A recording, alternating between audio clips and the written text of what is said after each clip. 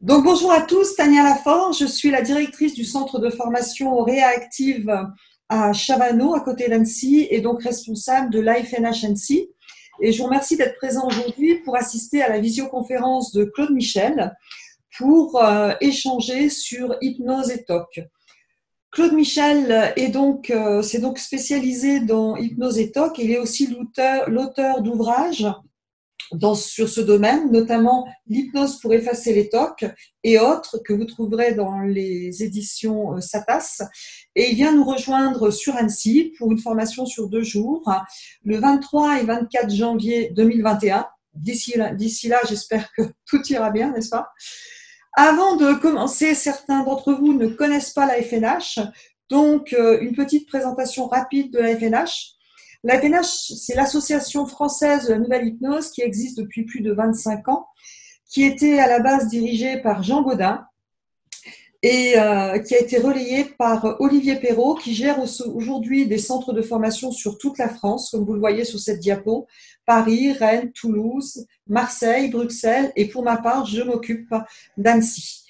Et donc, au niveau de la formation à FNH, nous avons donc tout ce qui est formation hypnose, qui s'organise en 2 cycles. Le cycle 1, où les professionnels de santé vont se former à la pratique de l'hypnose, et puis, en général, je dirais, et le cycle 2, pendant lesquels les professionnels de santé vont choisir des thèmes spécifiques pour se perfectionner en hypnose. Et dans ces thèmes spécifiques, eh bien, nous avons Michel qui va intervenir sur hypnose et TOC en janvier pour nous.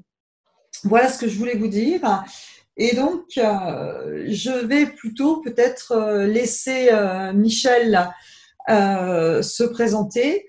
J'essaie juste de régler mon écran pour éventuellement apparaître tous les deux. Ce sera plus facile pour la vidéo, sauf que j'arrive plus à avoir ma souris. Voilà, c'est parfait. Voilà, comme ça c'est très bien. Donc, Michel, ravi de t'accueillir. Tu interviens à la FNH et tu t'es spécialisé sur les TOC. Est-ce que déjà tu peux te présenter un petit peu, nous en dire un peu plus sur toi? Oui, je suis donc Claude Michel. Michel le nom et Claude le prénom. Pardon. C'est pas grave, c'est très fréquent. Donc je travaille sur Flers dans l'Orne et depuis maintenant une quinzaine d'années, je me suis spécialisé dans le travail des TOC avec l'hypnose. Donc je suis ravi d'abord de participer à cette interview. Et puis, même si je ne vous connais pas, je connais quelques personnes qui sont à l'écoute. Même si je ne connais pas la plupart, je suis ravi d'entrer en contact avec vous. Voilà ce que je peux vous dire. Donc, en effet, il y a 2 stages qui sont prévus, un avec Olivier Perrault, mais c'est reporté, et puis un autre avec Tania Annecy, au mois de janvier, aux dates que tu as précisées tout à l'heure. Ok, 21, 23, 24 janvier, je crois. Ok, parfait. Eh bien, super. Alors, déjà, pendant ce confinement, quel a été, toi, comment est-ce que tu as réussi à travailler pendant ce confinement? Puis, je pensais, moi aussi, aux patients qui ont des TOC. C'est quand même un moment particulier, en plus Oui, pour eux. c'est un moment très particulier. Bon, j'ai d'abord fait une découverte, la découverte que le travail par téléphone est tout à fait possible avec les patients qui souffrent de TOC. C'est une découverte. Je me suis lancé dans les entretiens téléphoniques un peu à mon corps défendant. J'étais assez réticent et j'ai découvert que, en tout cas, au moins avec ce type de patient, on atteint très très vite une très grande profondeur et quasiment une relation hypnotique. Et donc, j'étais ravi de le constater. Et du coup, eh bien, je continue de travailler avec des personnes qui, par téléphone, qui sont trop éloignées de Flers pour se déplacer, et ça fonctionne. Bon, d'autre part, alors j'ai pu observer les comportements des personnes qui ont des TOC. Eh bien, paradoxalement, eh bien, les personnes qui n'ont pas les TOC spécifiquement de décontamination, eh bien, ces personnes-là ont accueilli cette possibilité de TOC, je dirais, avec bon, avec un certain humour, mais sans forcément s'approprier. Ça n'a pas provoqué une inflation de l'inquiétude. Pour les personnes qui ont ce type de TOC, eh bien, ça n'a pas non plus augmenté les inquiétudes. Je dirais même que ça a provoqué une certaine banalisation. Certains patients me disaient, ah, enfin, j'ai pu expliquer à mon conjoint, à ma famille, eh bien, ce que je vivais, je dis, ben oui, vous voyez ce que je vis, vous voyez ce que je suis obligé de faire, vous allez mieux le comprendre. Et donc, de ce point de vue-là, c'était tout à fait intéressant d'observer ce changement. Également, ce que j'ai remarqué, c'est que le confinement a bouleversé complètement les habitudes, et ça, c'est un facteur thérapeutique pour la plupart des patients. Donc, vous voyez, j'ai un peu, je n'ai pas remarqué d'augmentation de l'inquiétude. En revanche, j'observe quand même un retour à l'inquiétude avec le déconfinement. Et également, ce que j'ai pu remarquer, c'est que les personnes ceux qui sont sujettes à l'anxiété, mais une anxiété qui n'est pas obsessionnelle, sont montées dans l'inquiétude. Les personnes dépressives sont montées aussi dans la tristesse. Donc, ça a eu un impact beaucoup plutôt sur d'autres personnes. Ok. Et alors justement, est-ce que il y a des personnes qui sont là, qui ne sont pas très habituées au TOC, est-ce que tu peux nous en dire un peu plus sur ce trouble un peu particulier quand même?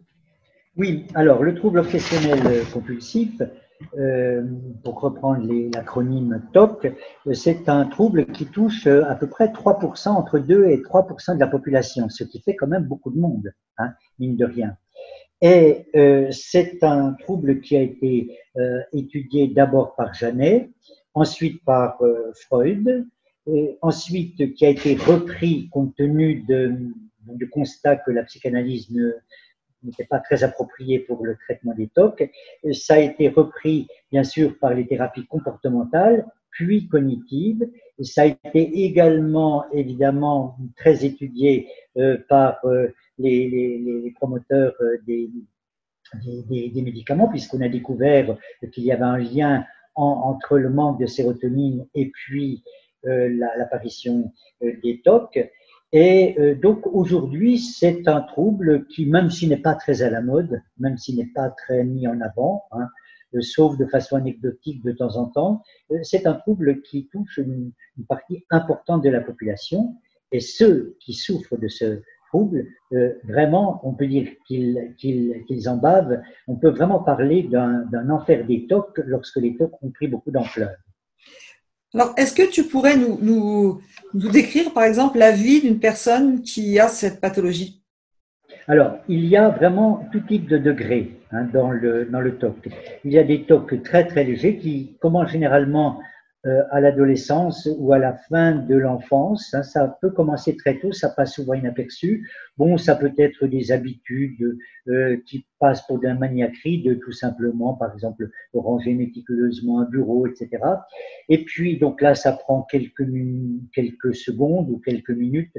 Ça n'a pas beaucoup d'importance, ça n'a pas beaucoup d'impact.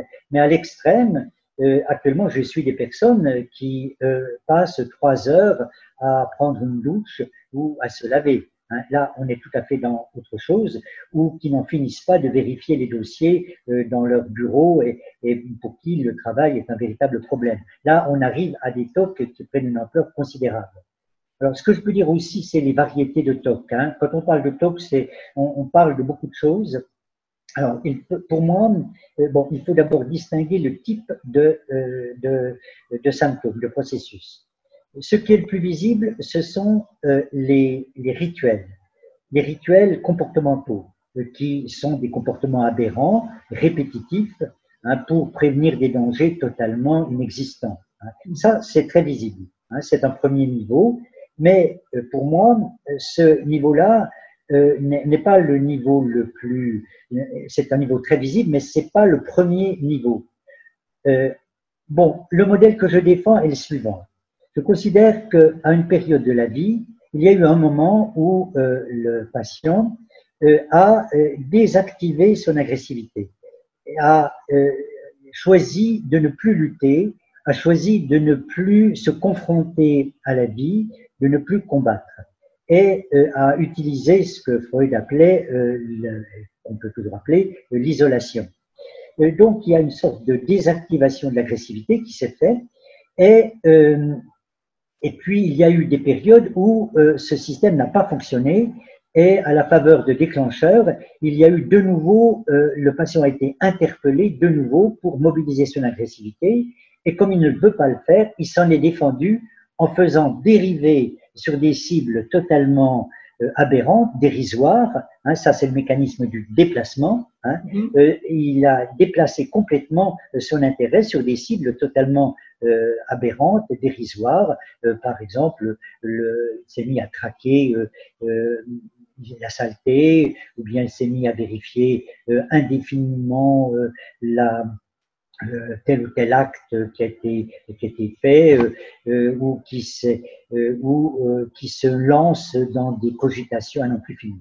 Alors, le modèle que je défends, c'est à la base, il y a donc d'abord une désactivation du processus de l'agressivité et ensuite, dans un deuxième temps, donc il y a une réapparition sous forme de symptômes. Ça, c'est un autre niveau et ça réapparaît sous forme de pensées obsessives, ce sont les obsessions, hein, et qui sont des craintes de faire mal, de faire du mal à travers, en souillant, en créant du désordre, en dérangeant, en blessant, mais des craintes qui sont totalement, qui sont des leurs, hein, mais que le patient prend tout à fait au sérieux, mais tout à fait au sérieux. Donc on a alors deux systèmes de défense contre ces pensées, cette peur de faire mal.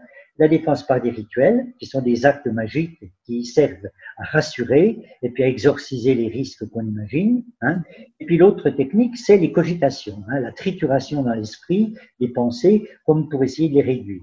Et puis, je dirais, au-dessus de tout ça, on a les évitements qui sont des façons de ne pas être en contact avec les déclencheurs, précisément des fameuses craintes de faire mal. Voilà. Ça, c'est le système que je défends avec, donc, c'est un étagement hein, de symptômes. Voilà le modèle que je défends. Ok.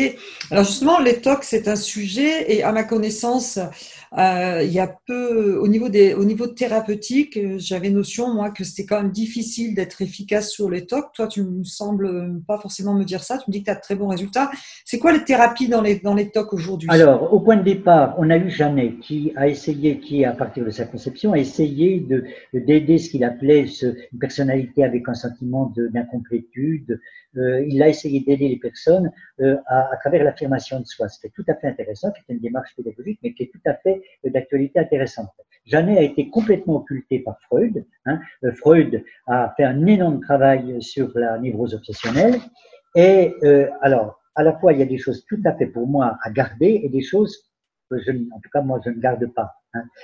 Bon, Freud défend un pansexualisme. Et pour lui, la névrose obsessionnelle, c'est une névrose sexuelle, d'origine sexuelle, c'est-à-dire une lutte contre les pulsions oedipiennes, mais régressée au stade sadique anal. Hein. Alors effectivement, on a levé à ce niveau-là des pulsions agressives.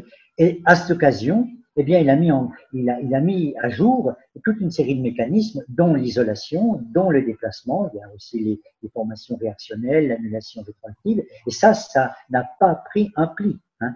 Simplement, je ne pense pas que la névrose obsessionnelle soit une névrose d'origine sexuelle. Simplement, c'est une lutte contre l'agressivité, tout type d'agressivité. Le cas que Freud a étudié n'étant pour moi qu'un cas particulier. Un cas particulier.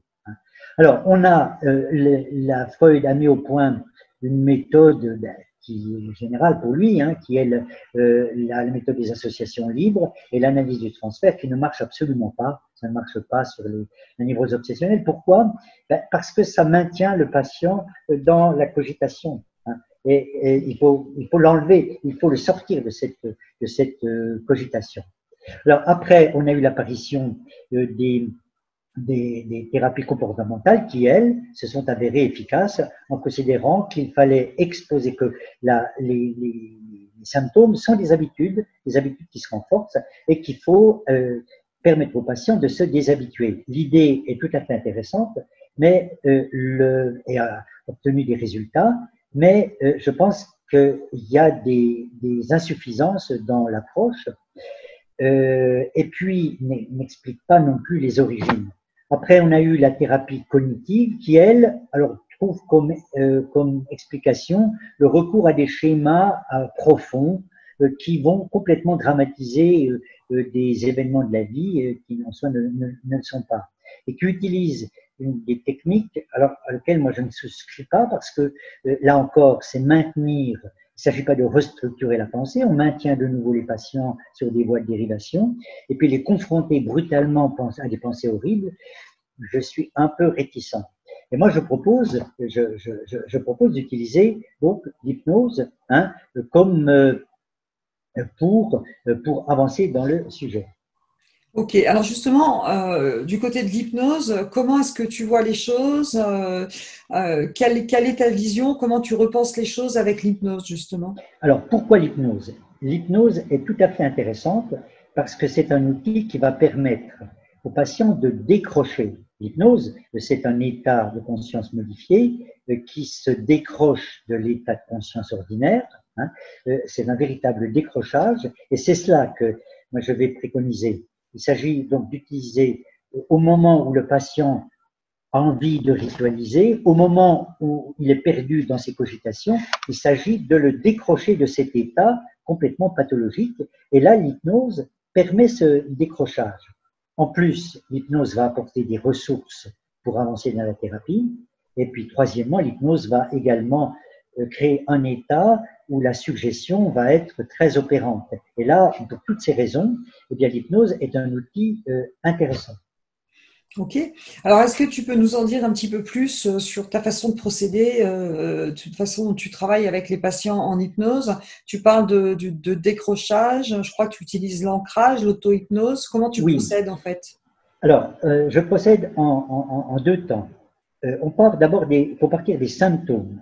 C'est ce que j'appelle le premier chantier. Il faut partir des symptômes, c'est-à-dire des rituels, soit il faut partir des cogitations, ou bien partir des évitements, puisque ce sont les trois symptômes les plus qui caractérisent le TOC. Donc, l'idée clé, c'est de décrocher, d'opérer ce décrochage, de réduire ces symptômes. Il faut, je vais dans le même sens que la thérapie comportementale, mais au lieu de laisser les patients je dirais, les laisser attendre ou confronter à des pensées horribles, je leur donne la possibilité de vivre autre chose. Autrement dit, de les mettre dans un autre état interne. Alors, qu'est-ce qui va apporter cet état interne? Eh bien, là, j'utilise un geste d'ancrage, qui est le geste de la main qui se pose sur le cœur, qui est le geste qui est préconisé dans la cohérence cardiaque, dans le travail avec cette méthode. Bon, j'apporte quelques modifications, mais donc j'utilise l'ancrage qui va permettre au patient où il est en train de se laisser envahir par cet état pathologique dont il ne peut rien tirer. Il faut bien, je le répète, on ne tire rien de bon, c'est totalement vain de chercher des solutions quand on est dans cet état. Donc, il faut sortir de cet état, et donc il faut sortir des symptômes et permettre au patient de vivre autre chose. Ça, c'est la première étape.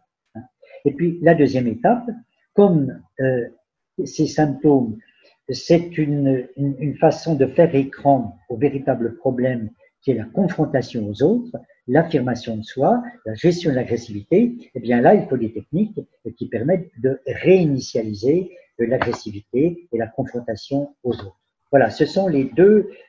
Donc, on réduit les symptômes pour, je dirais, arrêter que les symptômes passent écran au vrai problème. Et puis, lorsqu'on est au niveau du vrai problème, eh bien, je relance l'activité. Pour prendre un exemple, ce matin, pas plus tard que ce matin, là, je fais des entretiens téléphoniques. Eh bien, j'avais un jeune homme qui me décrivait comment, depuis de longues années, il avait toujours esquivé la moindre confrontation aux autres, comment depuis l'enfance et l'adolescence, il s'écrasait continuellement lorsqu'il y avait un conflit. Et donc ce matin, j'ai travaillé sur la relance de la relance de la confrontation dans le milieu de travail en particulier. Donc là, il y a des techniques particulières aussi pour relancer, l'agressivité, soit travailler sur les événements passés qui ont bloqué l'agressivité, qui ont conduit à son isolation, ou bien dans le présent, relancer très concrètement la combativité. C'est d'ailleurs le terme qui convient le mieux, parce que l'agressivité, c'est vrai que c'est un terme qui a mauvaise presse. Pour moi, l'agressivité, c'est… négative, oui. Oui, oui. Et donc, pour moi, l'agressivité, je lui donne un sens vraiment tout à fait positif. C'est une pulsion de vie qui permet de développer la vie et de la protéger. Voilà. Parce que quand je t'ai eu au téléphone, tu me disais que tu travaillais effectivement sur la confiance en soi aussi. Ah ben c'est ça parce que où est le manque de confiance?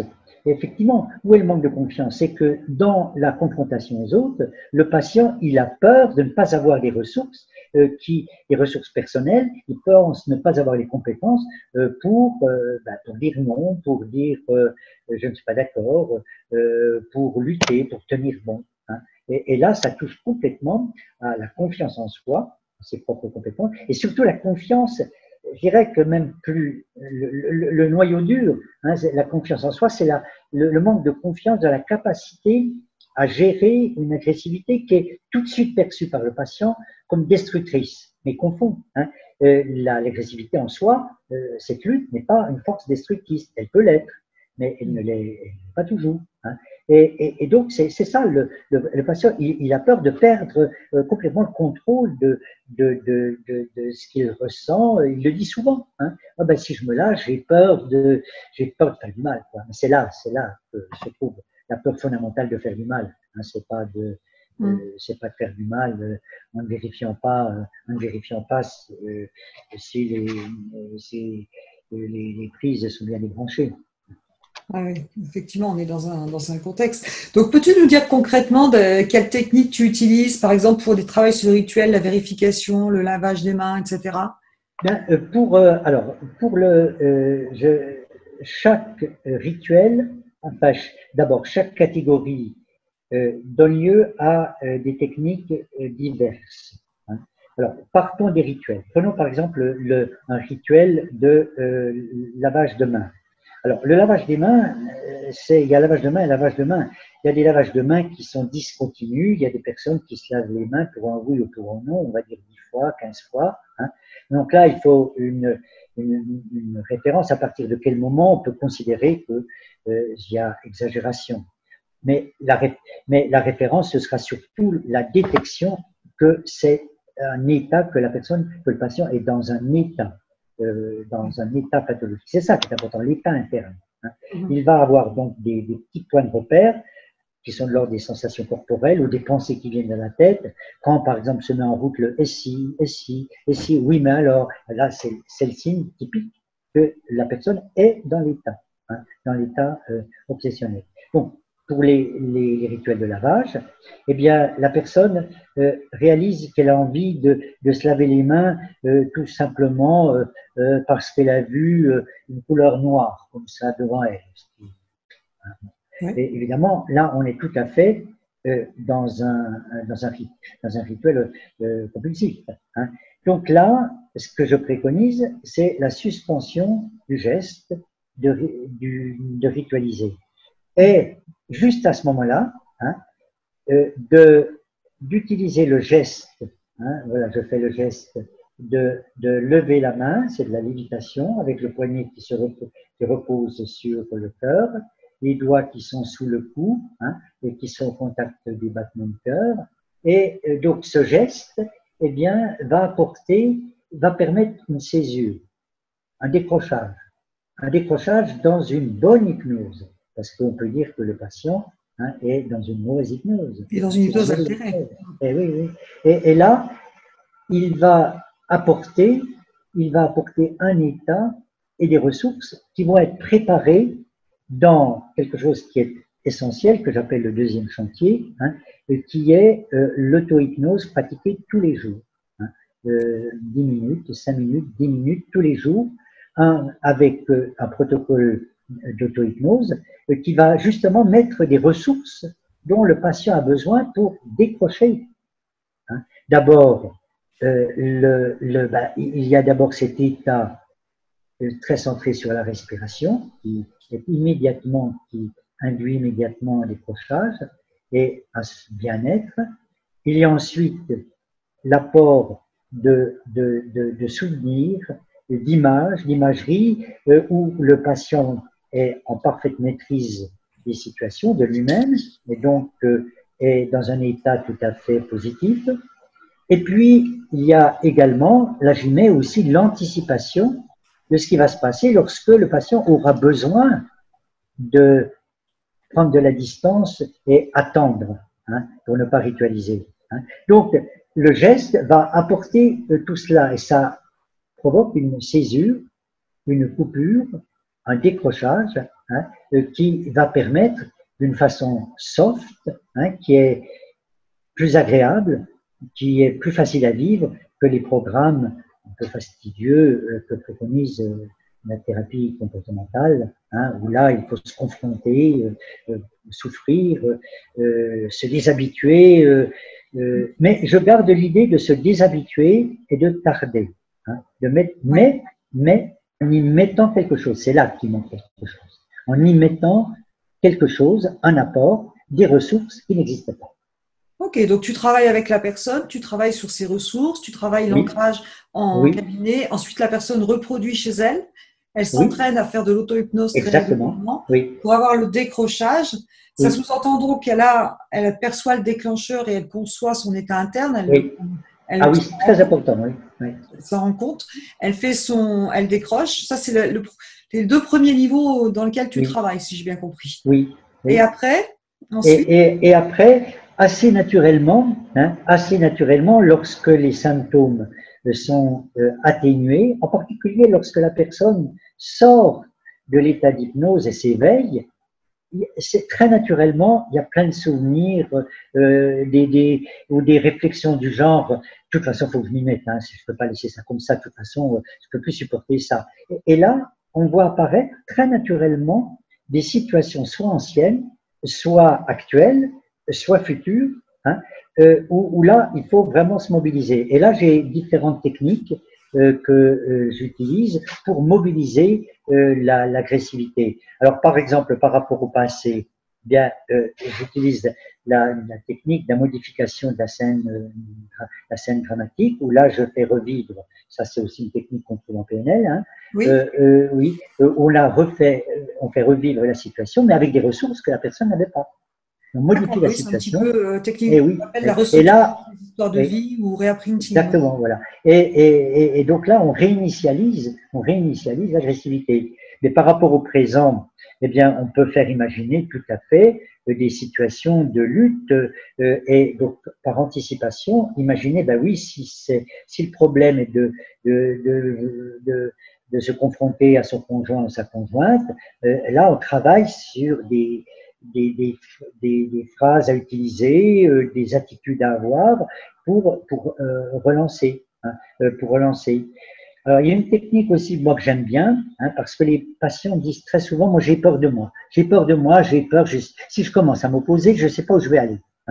Et là, par exemple, il y a une technique qui est le travail des parties de soi, où là, on fait dialoguer une partie de soi qui craint, une autre partie de soi qui veut s'affirmer. Donc ça, c'est une technique tout à fait intéressante.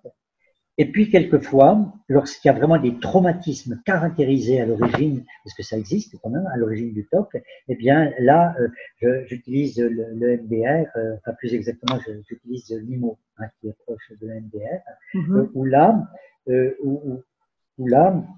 on reprend la scène traumatique, je ne dis pas seulement dramatique, mais la scène traumatique, pour décoincer le souvenir qui est inaccessible, qui est dans le cerveau, qui est coincé dans le cerveau, mais qu'il faut aller chercher. Ouais. Donc, tu déconnectes, tu te fais le décrochage face au déclencheur, la oui, personne fait son auto-hypnose. Ensuite, va revenir plus facilement des expériences oui, où elle est pas capable de s'affirmer et elle voudrait oui, pouvoir s'affirmer. Tu recadres un petit peu sur la notion d'agressivité, etc. oui, Et là, tu peux aller ou retravailler avec, en revisitant des scènes du passé, un petit peu comme on oui, fait en PNL, ou oui. dialogue entre parties, c'est aussi ce qu'on fait parfois d'ailleurs en PNL, hein, on utilise aussi ces Mm, méthodes-là. mm. Et puis ensuite, comment ça évolue ensuite? Alors, moi, je suis très attentif à contrôler la baisse des symptômes. Hein. Mhm. Donc, au point de départ, je dis aux patients, bon, vous venez me voir, vous êtes au niveau 100 de vos symptômes. Hein.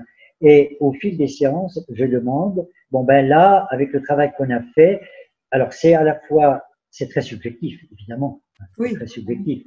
Alors, ça va mesurer l'intensité des symptômes et la fréquence des symptômes. Hein. Et là, je demande, par exemple, par exemple, au patient de ce matin, hein, je lui ai demandé, hein, par rapport, pourtant il y avait eu beaucoup de séances, et ben, il me disait, ben là, je suis tombé en dessous de 50. C'est rapide, là. Hein, mais c'est rapide. Mais dans l'autre cas, c'est grignoter. Il faut vraiment grignoter. Il faut beaucoup de temps. Il faut du temps, la persévérance. C'est pour ça hein, que, bien sûr, je travaille avec la conviction que cette approche donne des résultats, mais je suis nuancé quant aux résultats. Avec certaines personnes, les résultats sont vraiment très probants. Avec d'autres, c'est beaucoup plus long. En particulier, lorsqu'il y a des implications avec le couple, avec la famille, changer, quand par exemple un patient qui appartient à une famille change de comportement, ça touche aussi au fonctionnement de la famille. Hein. Et là, il peut y avoir des résistances majeures. Hein. On est dans la Il y aura des systémique. résistances majeures. Et là, c'est plus l'approche systémique qui Ben peut oui, rendre des services. ouais, Ça peut absolument. rendre des services. Alors, Mais oui, c'est complexe. Hein. Donc, je pense obtenir des résultats importants. Souvent, les patients me demandent, mais il faut combien de temps? Alors, je leur réponds complètement en inversant des choses. Je dis, écoutez, tant que vous sentez que vous avez des résultats, vous continuez les séances. Hein. Et puis, si vous sentez vraiment qu'au bout d'un moment, eh bien, vraiment, ça ne produit aucun résultat, que ça ne vous convient pas, vous arrêtez. Et j'en ai qui arrêtent. Hein. J'en ai ok. qui arrêtent. Hein. Bon, donc, mais on va dire quand même que les 4/5 des personnes que je suis obtiennent une amélioration. Ok, J'ai par super. exemple une personne qui avait comme symptômes des scrupules. Hein, c'est on était dans les cogitations, hein, la peur de faire mal à travers et qui triturait ses peurs de scrupules. Hein, et récemment, m'a dit, là, je suis tombé à peu près à 20. Donc là, ça commence à devenir intéressant. Hein. Mais j'en ai eu un autre il y a quelque temps qui a tout arrêté.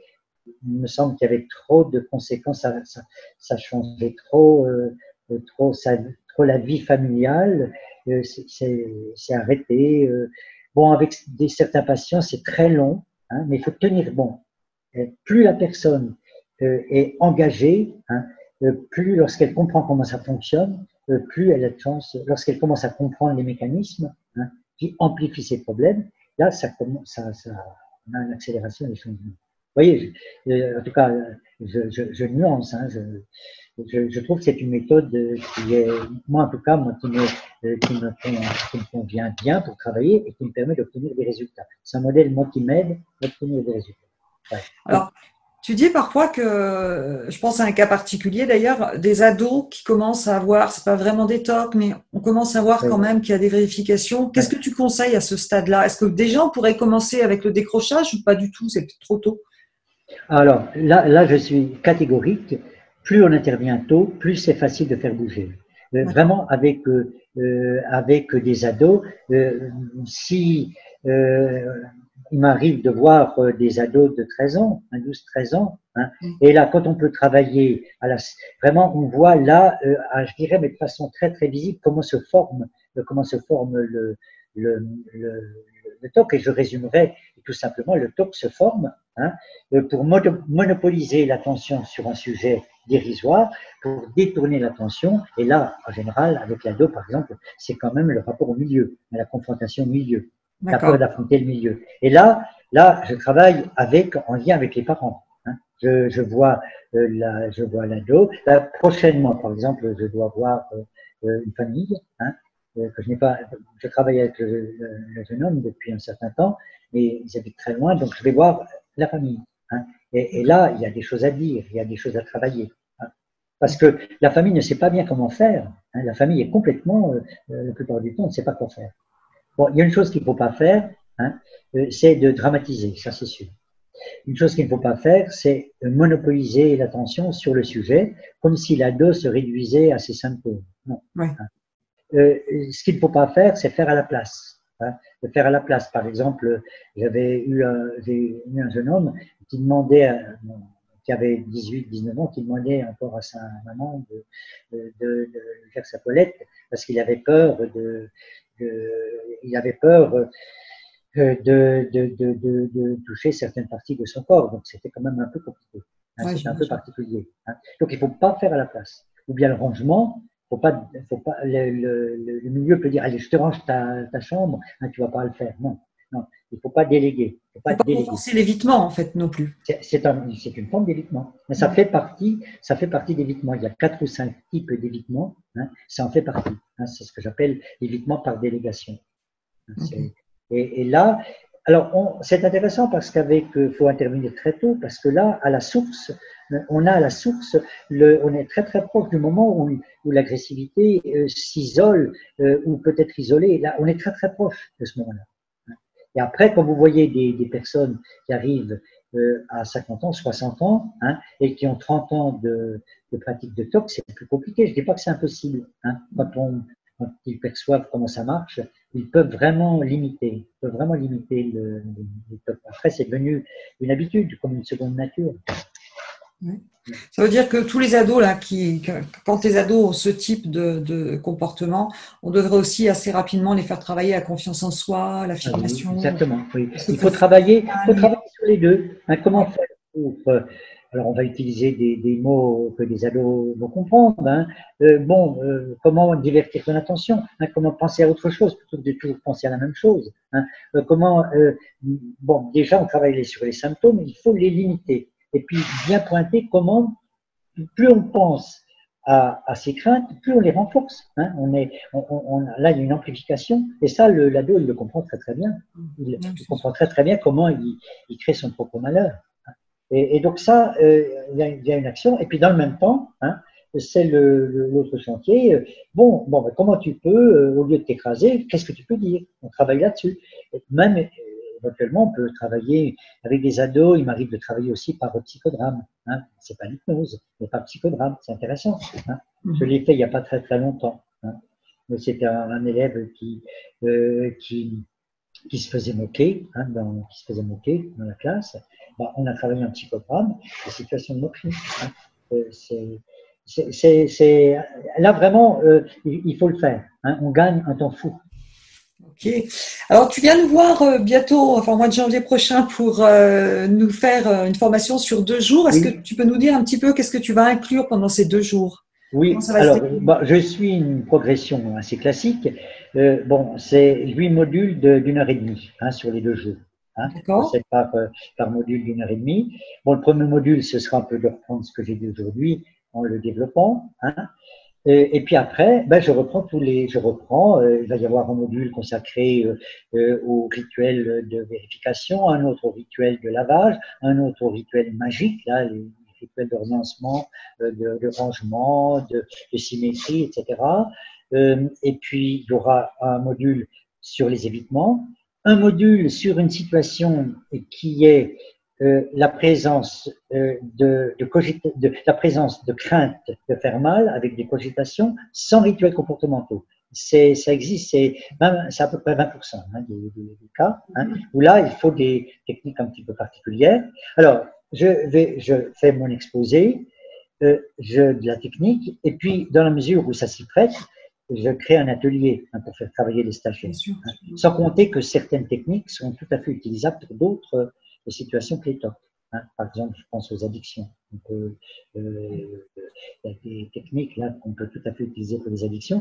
Et puis, j'essaye d'étudier, c'est un peu nouveau ça, mais je me dis que ce serait intéressant de faire une vraie séance mais en direct, puisque moi, je suis des patients par téléphone. Bon, ça ne changera rien pour le patient, sauf qu'il saura qu'il y a peut-être 14 ou 15 personnes qui l'écoutent. Hein, mais je vais essayer de convaincre des patients pour en direct, que les stagiaires voient en direct comment je procède. Alors, je suis tout à fait partante. C'est souvent ce qu'on fait. On fait des démos en direct. J'en fais, Ouais. Olivier en fait. Tu en fais. Ah oui. Ouais. Ah oui, et je trouve que c'est très bien. Bah, faut toujours s'assurer que la personne, elle peut être suivie après, parce que c'est une vraie consultation. Hein. Ouais. Et en ce qui concerne les TOC, je pense que ce sera des personnes. Oui, ce sera des personnes qui continuent d'être suivies. Hein. Voilà. Mais il faut obtenir leur assentiment. Mais, bien sûr. Bon, ça se fait. Bah écoute, quand tu viendras, on en reparlera avant, mais je pense que je pense déjà à une personne notamment qui sera certainement partante. Voilà. D'accord. Bon, voilà. Super. Eh ben, ravi en tout cas de t'accueillir très bientôt. Pour ma part, j'ai déjà consulté ton livre et je vais m'y replonger avant la formation. Oui. Et ben écoute, un grand merci à toi, puis ravi de t'accueillir à Annecy, puis bientôt à Paris aussi avec Olivier. Donc, et puis, merci pour tout ça. En tout cas, moi, je suis ravi aussi de pouvoir participer aux 2 stages et de pouvoir poursuivre ce qu'on a commencé aujourd'hui. Voilà, merci beaucoup, Tania. Merci à toi, Claude, et non Michel. Tu vois, finalement, ça finit par rentrer. À très bientôt, et on a une bonne connexion, donc c'est top. À bientôt, bye bye.